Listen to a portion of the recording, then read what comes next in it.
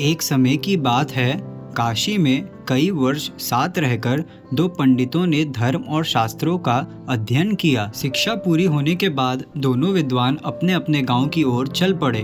तब यातायात के साधन तो थे नहीं, लोगों के एक स्थान से दूसरे स्थान तक जाने में कई कई दिन लग जाते थे। लोग दिन में चलते और रात में विश्राम करते थे।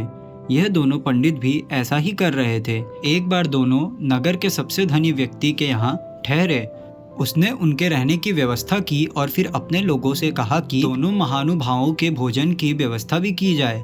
इस बीच समय पाकर धनी व्यक्ति दोनों के पास पहुंचा और उनसे चर्चा करने लगा। धनी व्यक्ति अनुभवी था, वह जान गया था दोनों पंडितों को बहुत ज्यादा घमंड है, साथ ही दोनों एक दूसरे को समझते हैं। उन्होंने दोनों से अलग अलग बात कर एक दूसरे के बारे में भी पूछा। जो जवाब मिला वह धनी व्यक्ति को दुखी कर गया। उसने मन में विचार किया कि ये दोनों काशी जैसी जगह पर वर्षों अध्ययन करके आए हैं, लेकिन एक दूसरे का सम्मान करना भी नहीं सीखा। बहरहाल भोजन का समय हो गया था।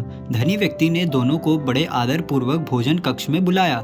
एक की थाली में चारा और दूसरे की थाली में भूसा परोसा। यह देखकर दोनों पंडित आग बबूला हो गए। गुस्से में आकर कहने लगे कि क्या हम जानवर हैं जो यह चारा और भूसा खाएंगे? धनी होकर तुम हमारा अपमान कर रहे हो। यह लक्ष्मी द्वारा सरस्वती का अपमान है। इस पर उन्होंने बड़ी शांति से जवाब दिया, एक की थाली में चारा और दूसरे को भूसा परोसा गया है, इसमें मेरी कोई कसूर नहीं है। जब मैंने आपसे एक दूसरे के बारे में पूछा था तो उसने कहा था कि वह बैल है। दूसरे से पहले के बारे में पूछा तो उसने कहा कि वह गधा है। आप दोनों ने यह एक दूसरे को बैल और गधा बताया था, तो मैंने उसी हिसाब से चारा और भूसा थाली में परोस दिया। इतना सुनते ही दोनों ज्ञानियों की आंखें खुल चुकी थी। उन्हें अपनी गलती का एहसास हो गया था। उन्होंने उनसे क्षमा मांगी और एक दूसरे के प्रति ऐसी सोच रखने के लिए खेद भी जताया। सीख, व्यक्ति में कितना भी ज्ञान आ जाए उसे कभी घमंड नहीं करना चाहिए, साथ ही दूसरों के प्रति बुरा भाव भी नहीं रखना चाहिए।